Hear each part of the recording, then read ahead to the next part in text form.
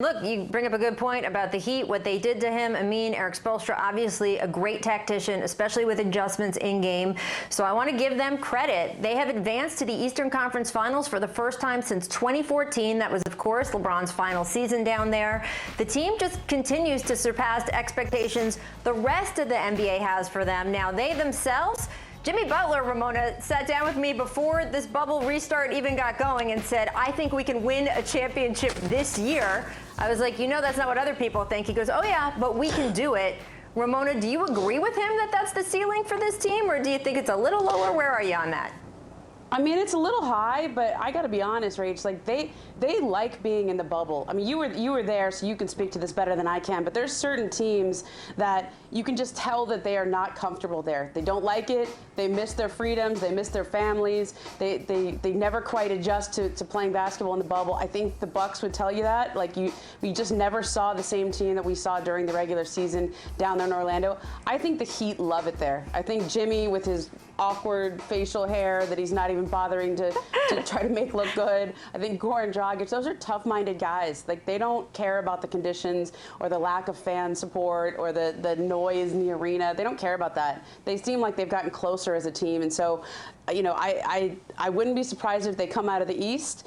I don't know that they can beat the Lakers or the Clippers. I've seen both of those games live during the regular season, and it just seemed like both LA teams had more talent than Miami. But the way they're playing, and the way the two LA teams who look like they're going to win in the West are playing, I wouldn't put anything past them at this point.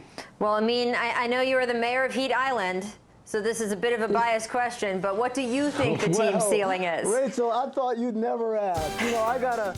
I gotta get into my flow here, my vibe. I gotta get my Miami Heat Island jacket on. We're gonna put on some sunglasses real quick.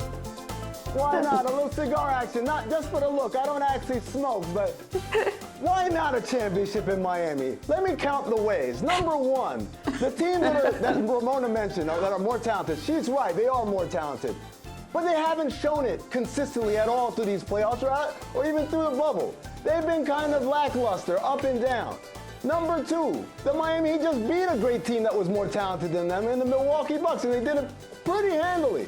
Number three, what you just mentioned, Ramona, this is a business environment for the Miami Heat. Going into the bubble, I knew that they were one of the most disciplined teams.